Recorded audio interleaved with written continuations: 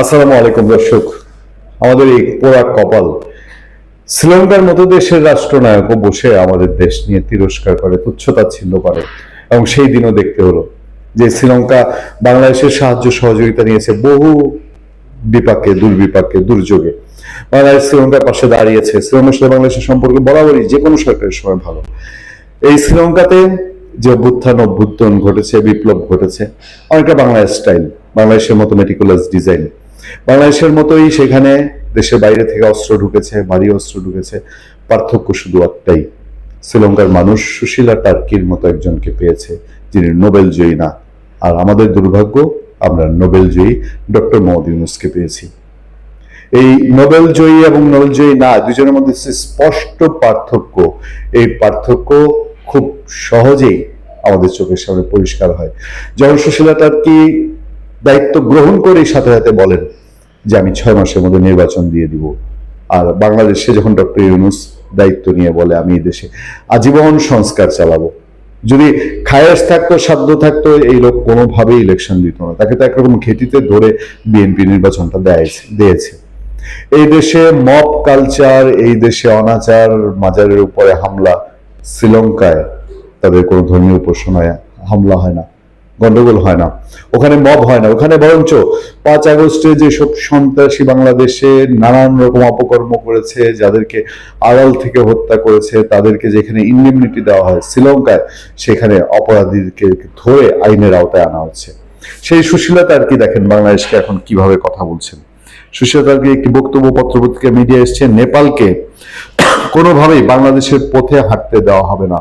প্রধানমন্ত্রী Sushila turkey, sorry আমি এর আগে শ্রীলঙ্কার নাম নিয়েছি, আমি অত্যন্ত দুঃখের সঙ্গে বলছি, আমি নেপাল বলতে গিয়ে আমি শ্রীলঙ্কার কথা বলেছি। নেপালকে কোনোভাবেই বাংলাদেশের পথে হাঁটতে দেওয়া হবে না, এমন মন্তব্য করেছেন দেশটির অন্তর্বর্তী প্রধানমন্ত্রী সুশীলা টার্কি। সম্প্রতি কাঠমান্ডুতে আয়োজিত এক অনুষ্ঠানে তিনি এই মন্তব্য করেন। একই সঙ্গে তিনি বর্তমান সরকারের উপর রাজনৈতিক দল ও তরুণ প্রজন্মের ক্রমাগত চাপের কঠোর সমালোচনা করেন। আর বাংলাদেশে তরুণ প্রজন্ম চাপ দিলে বাংলাদেশে গর্ববোধ করে। তরুণ প্রজন্ম বলবো না, বিপদগামী তরুণ প্রজন্ম। সুশীলা টার্কি বর্তমান অন্তর্বর্তী সরকারকে একটি আকস্মিক ঝড়ের সঙ্গে তুলনা করে বলেন, রাজনৈতিক দলগুলো আমাদের কঠোর সমালোচনা করছে, কেউ কেউ প্রতিদিন সরকার ছাড়ার হুমকি দিচ্ছে। আর বাংলাদেশে এই আকস্মিক ঝড়টাকে তারা অনিবার্য করে তুলছে, বলে যে বিপ্লবী সরকার, জনগণ ম্যান্ডেট দিয়েছে, বলে না বাংলাদেশে। আচ্ছা, জেনজি তরুণেরাও প্রতিদিন বলছে আজ ছাড়ো কাল ছাড়ো, কিন্তু সরকার ছাড়ার অর্থ কি? তিনি আক্ষেপ করে বলেন, কাজ করার সুযোগ দেওয়ার পর এখন সরে দাঁড়ানোর কথা বললে তাদের অপমান করা হচ্ছে।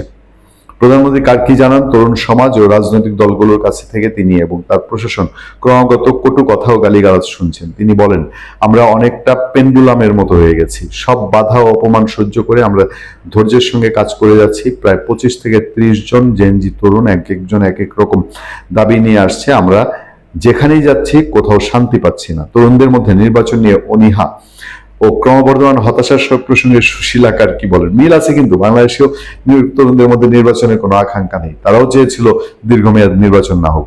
অনেকেই প্রশ্ন তুলছেন নির্বাচনে আদৌ কোনো প্রয়োজন আছে কিনা। তবে তিনি স্পষ্ট করে দেন, তার প্রশাসন নেপালকে বাংলাদেশের বর্তমান অস্থিতিশীল পরিস্থিতির দিকে নিয়ে যেতে চায় না। দেখেন বাংলাদেশে ডক্টর ইউনূস কোন জায়গায় নিয়ে গেছে, যে আমাদের দেশ একটা অস্থিতিশীল দেশ, এইটা অন্য দেশের জন্য উদাহরণ হিসেবে দাঁড়িয়েছে। তিনি বলেন, আমরা প্রতিশ্রুতিবদ্ধ যে নেপালকে বাংলাদেশ হতে দেব না, আমরা বাংলাদেশ চাই না। লজ্জা লাগবে না ডক্টর ইউনূস তার সরকারের? মুখ দেখানোর কথা বিশ্বের কাছে, বিশ্বের মানব, আরে বাপরে, সারা বিশ্ব গ্রহণযোগ্য। এখন নাক কান সব কাটা যাচ্ছে না? নেপালের মতো দেশের প্রধানমন্ত্রী বলছে যে এই বাংলাদেশ চায় না, এই বাংলাদেশ হতে চায় না।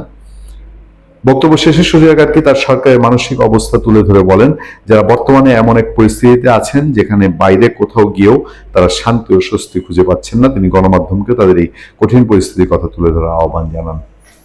আমি আর কিছুই বলতে চাই না। এই সরকার যাওয়ার পর মূল্যায়ন হবে, এবং আমি নিশ্চিত যদি একটা ভালো সরকার আসে, যতই আন্ডারস্ট্যান্ডিং করুক তারেক রহমান ডক্টর ইউনূসের সাথে, এই সরকারে যারা ছিল তাদেরকে যদি বিচারের আওতায় না আনা হয়, আগামী 100 বছরও বাংলাদেশ ক্ষমা করবে না।